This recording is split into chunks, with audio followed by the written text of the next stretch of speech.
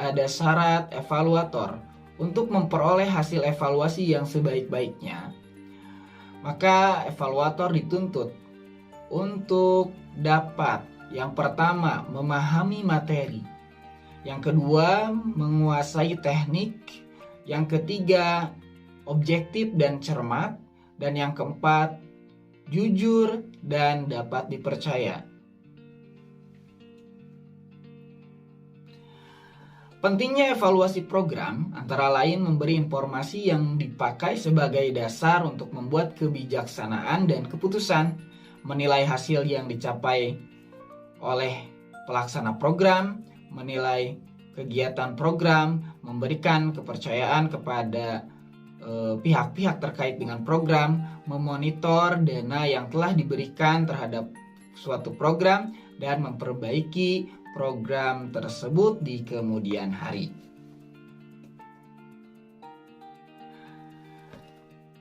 Ada beberapa kepentingan dalam mengevaluasi program.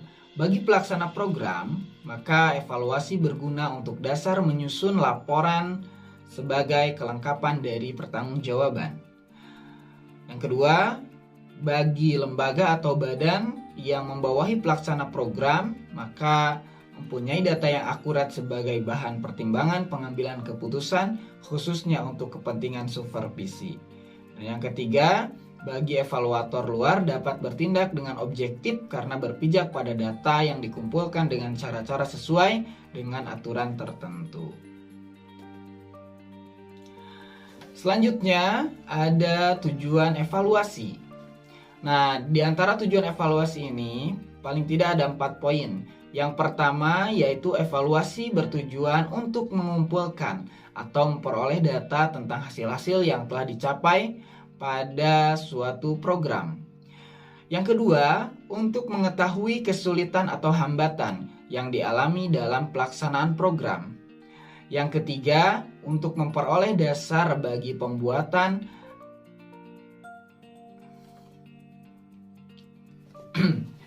tujuan evaluasi paling tidak ada 4 poin. Yang pertama yaitu untuk mengumpulkan atau memperoleh data tentang hasil-hasil yang telah dicapai suatu program.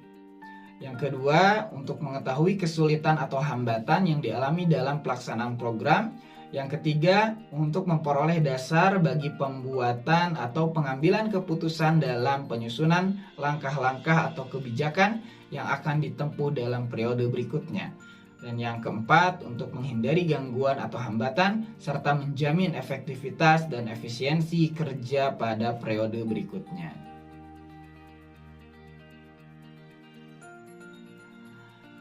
Selanjutnya, ada ruang lingkup dari evaluasi program. Maka, ruang lingkup dalam evaluasi program adalah yang pertama yaitu meliputi tujuan diadakannya program. Untuk apa dan seperti apa. Lalu kemudian bagaimana strategi dan perencanaan suatu program. Lalu kemudian evaluasi ini dilakukan kepada proses dan pelaksanaan program. Yang keempat ada hasil dan dampak daripada program tersebut. Berapa lama sebuah evaluasi ini dikerjakan? Maka paling tidak yang pertama ada evaluasi jangka pendek. Kemudian ada evaluasi jangka menengah dan ada evaluasi jangka panjang. Evaluasi jangka pendek ini dilakukan sebagai kegiatan check up terhadap penanganan suatu program. Nah, kemudian evaluasi jangka menengah ini digunakan untuk mengevaluasi suatu proyek atau suatu program yang diantaranya 1-4 tahun.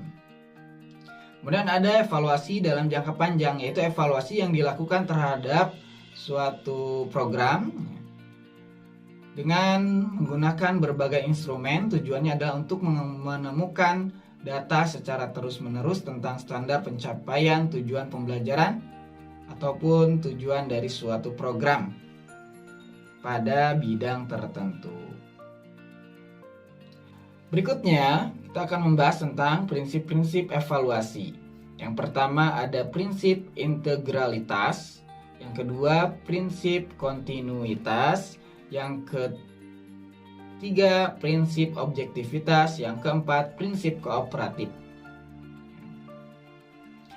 Prinsip integralitas, maka ini mencakup seluruh program yang dilakukan oleh suatu lembaga atau suatu penyelenggara terhadap suatu program. Kemudian prinsip yang kedua, prinsip kontinuitas adalah suatu prinsip dalam melakukan evaluasi terhadap program yang terus-menerus diadakan. Lalu kemudian ada prinsip objektivitas, yaitu setiap penilai, setiap penilik dan pengukur atau orang yang melakukan evaluasi terhadap program mesti bersifat objektif terhadap program yang dievaluasi. Lalu ada prinsip kooperatif. Nah, prinsip kooperatif ini adalah suatu prinsip yang dilakukan pada saat evaluasi, yaitu meliputi adanya suatu kerjasama antara penilai dengan pihak-pihak yang dinilai ataupun pihak-pihak lain terkait dengan penilaian suatu program dalam pendidikan. Selanjutnya kita akan bicara tentang model-model evaluasi. Nah, paling tidak ada dua. Yang pertama ada CIP, yang kedua ada UTSLA. Model yang pertama, ini diambil dari huruf pertama dari konteks evaluasi pendidikan. Model ini terkenal dengan model CIP. Apa saja model CIP ini? Yang pertama yaitu konteks, yang kedua input, yang ketiga proses, dan yang keempat adalah produk. Yang pertama, evaluasi konteks, yaitu meliputi perumusan tujuan kegiatan evaluasi dan lingkungan atau kondisi di mana program berlangsung. Konteks evaluasi ini membantu merencanakan keputusan, menentukan kebutuhan yang akan dicapai oleh program, dan merumuskan tujuan program. Evaluasi input meliputi data khusus dan pertimbangan-pertimbangan mengenai ketenagaan, waktu, biaya yang dibutuhkan, serta edukatif dan administratif dan lain sebagainya. Bagaimana prosedur kerja untuk mencapainya. Lalu kemudian ada evaluasi proses, yaitu berlangsung pada saat dilaksanakan program, sampai sejauh mana rencana telah diterapkan, apa yang harus direvisi. Begitu pertanyaan tersebut terjawab, prosedur dapat dimonitor, dikontrol, dan diperbaiki.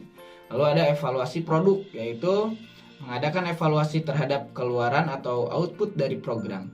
Evaluasi produk untuk menolong keputusan selanjutnya, apa hasil yang telah dicapai dan apa yang dilakukan setelah program berjalan. Lalu berikutnya ada evaluasi model UTSLA, yaitu yang pertama ada sistem assessment yang memberikan informasi tentang keadaan atau posisi sistem. Yang kedua ada program planning, membantu pemilihan program tertentu yang mungkin akan berhasil memenuhi kebutuhan program. Yang ketiga ada program implementation yang menyiapkan informasi apakah program sudah diperkenalkan kepada kelompok tertentu yang tepat seperti yang direncanakan.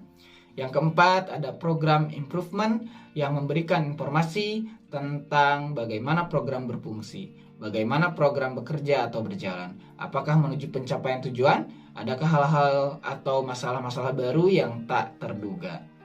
Program yang kelima ada program certification yang memberikan informasi tentang nilai atau guna suatu program.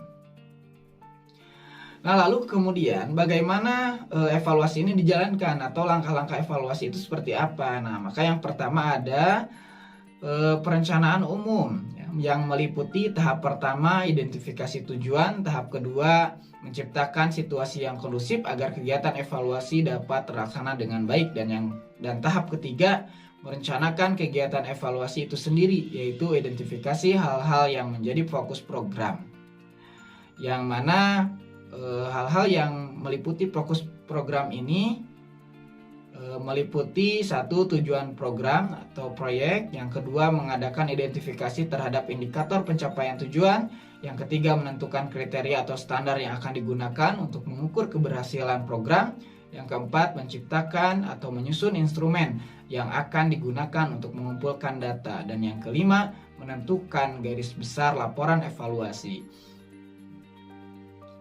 Nah, kemudian tahap berikutnya ada pelaksanaan. Nah, dalam pelaksanaan evaluasi program kegiatan serupa dengan kegiatan penelitian yang pada umumnya. Persyaratan-persyaratan yang dituntut mencangkut waktu, prosedur, dan pencatatan data yang sama dengan yang dilakukan dalam kegiatan penelitian.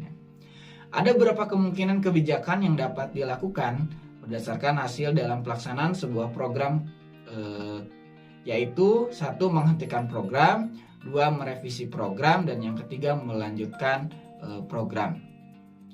Menghentikan program karena dipandang bahwa program tersebut tidak ada manfaatnya atau tidak dapat terlaksana sebagaimana yang diharapkan. Merevisi program karena ada bagian-bagian yang kurang sesuai dengan harapan, terdapat kesalahan tetapi hanya sedikit. Dan melanjutkan program karena pelaksanaan program menunjukkan bahwa segalanya sudah sesuai dengan harapan dan memberikan hasil dan manfaat yang baik. Nah, kemudian berikutnya ada langkah penyusunan laporan. Di dalam laporan dicantumkan beberapa hal. Yang pertama, penjelasan tentang pengertian-pengertian yang termuat dalam laporan agar ada kesamaan interpretasi antara penyusun dan pembaca laporan. Yang kedua, keterbatasan-keterbatasan yang ada pada pelaksanaan maupun yang ada pada pelaksanaan program. Langkah yang ketiga yaitu penyusunan laporan. Di dalam suatu laporan maka dicantumkan beberapa hal. Yang pertama, penjelasan tentang pengertian-pengertian yang termuat dalam laporan agar ada kesamaan interpretasi antara penyusun dan pembaca laporan. Yang kedua, keterbatasan-keterbatasan yang ada pada pelaksana maupun yang ada pada pelaksanaan program. Demikian pula hambatan-hambatan dalam pengumpulan data. Yang ketiga, kedudukan evaluator dalam melaksanakan tugas evaluasi. Dan yang keempat, hal-hal negatif yang dijumpai dalam evaluasi program sekaligus usaha untuk mengatasi dan hasilnya.